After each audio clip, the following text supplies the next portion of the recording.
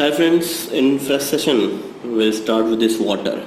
We already completed last session with different kinds of hydrides. Now today's session is water. Now I don't think कि मुझे water का कुछ introduction पढ़ाने की आपको ज़रूरत है. Just because from beginning we are using this water. So water के बारे में तीन चीज़ यहाँ पे आज हम डिस्कस करेंगे. सबसे पहले introductory to this water. Second, physical properties of water, and third, chemical properties of water. Chemical properties of water is really very important for your examination is concerned, तो उसके ऊपर थोड़ा सा ज़्यादा फोकस कीजिएगा. Now first of all, let's focus the estimated worldwide water supply scenario. ये 2000 approximately 9 या 10 का डेटा है. सो अप्रोक्सीमेटली 10 साल पुराना डेटा है, बट आई डोंट थिंक इसमें कुछ ज़्यादा चेंजेस आया होगा. आप सभी को पता है from the small standard, I think 6-7 standard से आपको पढ़ाया जाता है कि 97% of earth is covered by this water. So 97.33 is ocean part water का, सलाइन लेक एंड उसके 0.008% है. वंस अगेन ये सारे के सारे न्यूमेरिकल डिजिट है वो परसेंटेज शो कर रहे हैं. पोलर और ग्लेशियर्स जो है that is 2.04. Ground water only 0.61 है, शायद ये तो अभी और कम हो चुका होगा. Lake 0.09.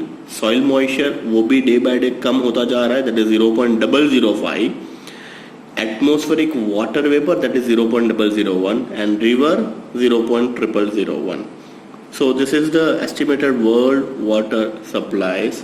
This is a simple introductory water का. So water is a liquid with high boiling point. This is due to this extensive hydrogen bonding of water. Now hydrogen bonding of water का मतलब क्या है? Oxygen is electronegative species. उसके साथ दो hydrogen जुड़े हुए, वही हाइड्रोजन adjacent ऑक्सीजन के साथ हाइड्रोजन बॉन्डिंग से जुड़ता है. Let's focus on the figure. So figure के अंदर अगर आप देखोगे तो here in case O, H and H, this is another water that is O, H and H. So देखिए ये H और ये oxygen, electro positive and electro negative के बीच में that is a bond that is nothing but यहाँ पे लिखा हुआ hydrogen bond. This oxygen hydrogen bond is known as covalent bond. This is covalent bond and this oxygen hydrogen is entitled as a hydrogen bond. So basically अगर आप यहाँ पे focus करोगे तो OHH ये जो जुड़ा हुआ है वो कोवैलेंट बॉन्ड से जुड़ा हुआ है, but another molecule of water जिसका हाइड्रोजन ये ऑक्सीजन के साथ हाइड्रोजन बॉन्ड से जुड़ा हुआ है. And this two electron are entitled as a lone pair of electron. Chapter number 4 chemical bonding के अंदर इन डिटेल डिस्कस करने वाले structure, angle, bond length, lone pair सबके बारे में. बट यहाँ पे सिंपल याद रख लीजिए ऑक्सीजन हाइड्रोजन का जो है वो कोवैलेंट है एंड अनदर मॉलिक्यूल का हाइड्रोजन इसका oxygen that is hydrogen bond. On comparison to this other liquid, water has the higher specific heat capacity, thermal conductivity, surface tension, dipole moment, dielectric constant. ये सारी की सारी property की वजह से water is a universal solvent. Water को universal solvent का tag दिया गया हुआ है. Ice is the crystalline form of water. Water exists, basically water is nothing but H2O. H2O exists on all the three phases. Chapter number 1 के introduction में पढ़ा था, that is solid, liquid and gas. Solid means ice. Generally water exists as a liquid form and vapor that is entitled as a gaseous form. It has the highly ordered three-dimensional hydrogen bonded structure. Hydrogen bonding gives it an open type of structure with wide holes. So it has low density and floats on a water. Many times school के अंदर पूछते हैं ice floats on a water. Why? Just because आपको ये दो line लिखने, you get 1 mark. The hydrogen bonding gives ice an open type structure with wide holes so that it has low density and floats on the water. In winter season, ice forms on the surface of the lake and provide thermal insulation which ensure the survival of this aquatic creature. Aquatic creature cannot sustain with this dissolved oxygen. उसके साथ साथ एक और चीज भी है, वो है जैसे जैसे टेम्परेचर कम होता जाएगा सस्टेनेबिलिटी बढ़ती जाएगी, जैसे जैसे टेम्परेचर बढ़ता जाएगा सस्टेनेबिलिटी कम होती जाएगी। इसीलिए in month of April and May सारे के सारे एक्वेटिक क्रिएचर है बहुत ही ज्यादा अंदर चले जाते हैं, मीन्स डीप सी में चले जाते हैं, डीप लेक में चले जाते हैं, जस्ट बिकॉज सरफेस का टेम्परेचर बहुत ही बढ़ जाता है, they can not sustain very easily. So this is all about your introductory of water. Next we moved on to this physical properties. आप सभी को पता है physical properties, वो ऑर्डरलेस है, टेस्टलेस है, कलरलेस है, वही सारी चीज, उसका बॉइलिंग पॉइंट 100 डिग्री सेल्सियस है, फ्रीजिंग पॉइंट 0 डिग्री सेल्सियस है, and blah blah blah. So without wasting much time, physical properties of water. Water is a colorless, odorless, tasteless liquid. It has abnormally high boiling point and freezing point. Hit of vaporization due to this hydrogen bonding. Pure water is not a good conductor of electricity. It's made up by the conductor by adding small amount of acid and alkali. Means salt water is good conductor of electricity. Purest form distilled water के अंदर electricity बहुत ही कम मात्रा में पास होती है. अगर ये आपको शायद याद हो 3 इडियट फर्स्ट सीन, हॉस्टल वाला सीन याद कीजिए. Salt water is good conductor of electricity. Density of ice is lesser than that of this water and it floats over the water. Water has maximum density at 4 degrees Celsius. Water is highly polar solvent which has high dielectric constant, approximately 80 जितना dielectric constant है, exact is 78.39. इसीलिए उसका dielectric constant high है, वो polar solvent है. इसीलिए generally सारे chemical salt chemistry laboratory के अंदर सॉल्ट है मैक्सिमम पानी के अंदर सॉल्युबल होते हैं. उसका reason that high dielectric constant and they are highly polar in nature. It interacts with this polar और ionic substance effectively with the release of considerable amount of energy due to this ion dipole interaction.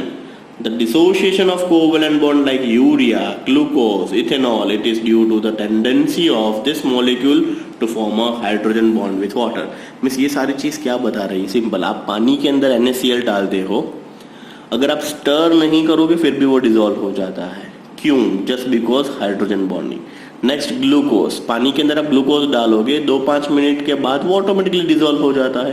Stir करोगे तो immediately dissolve हो जाएगा, just because water has tendency to make hydrogen bond with ionic species and this kind of species, and due to this almost all the salts are very easily soluble in water. So this is all about your physical property.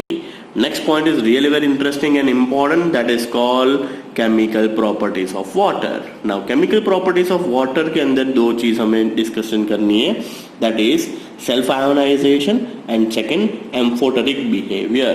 Amphoteric behaviour का मतलब होगा water is dual behaviour. Dual behaviour का मतलब क्या होगा water का? वो acid की तरह भी फॉर्म कर रहा है एंड बेस की तरह भी फॉर्म कर रहा है. So first point of chemical properties, that is amphoteric in nature. Amphoteric का मतलब क्या होगा? It has ability to act as acid as well as base. So water can behave as acid as well as base, that is entitled as amphoteric nature or dual behavior. That is, it behaves as an amphoteric substance in Bronsted sense. Bronsted का मतलब एक scientist name Lorien Bronsted, chapter number 7 equilibrium के अंदर हम ये फिर से पढ़ने वाले हैं. टाइम बीइंग याद रख लीजिए, लॉरी एंड ब्रॉन्स्टेड दो साइंटिस्ट ने सबसे पहले वाटर एज एम्फोटेरिक प्रूफ किया था. It tends that act as an acid with ammonia and base with H2S or HCl. अब ये किस हिसाब से क्या बता रहे हैं, क्यों है, वो डिस्कशन करते हैं. So first of all, layman definition, what actually means by acid, what actually means by base. आपको 10th स्टैंडर्ड के अंदर चैप्टर नंबर 3 के अंदर पढ़ाया गया था एसिड बेस एंड सॉल्ट्स के अंदर. The species who releases H plus, that is entitled as an acid, and the species who releases OH minus, that is entitled as a base. दूसरा एक concept है, the species who releases H plus, that is acid, but species who gain H plus, that is called base. So यहाँ पे हम gain and loss की बात करेंगे. The species who releases H plus, that is acid, and the species who gain H plus, that is called as base. Now equation number 1, here in case सभी को पता है अमोनिया बेस है, so H2O is nothing but H plus plus OH minus. The species who releases H plus, that is entitled as acid, and the species who gain H plus, that is entitled as a base. तो here in case H2O जो है वो act करेगा acid की तरह and the ammonia act करेगा base की तरह. क्यों? क्योंकि वो गेन कर रहा है H plus. By gaining it's converted into NH4 plus and by losing H plus it's converted into OH minus. So here in case equation number 1 water behaves as acid. Now case number 2 की discussion की बात करते हैं. Case number 2 HCl सभी को पता है. HCl क्या है? एसिड. अगर HCl एसिड है तो वो H प्लस टेंडेंसी लूज करेगा, तो ये H प्लस यहां से रिलीज होके कौन एक्सेप्ट करेगा? H2O. तो here in case the species who gain H plus that is entitled as a base and HCl क्या हो गया आपका? Acid. So HCl plus H2O you get H3O plus and Cl minus. So by losing H plus it's converted into Cl minus, by gain H plus it's converted into H3O plus and Cl minus. तो देखिए equation number 2 में H2O क्या बन गया? Base. Now दोनों equation को compare करो, equation number 1 and equation number 2.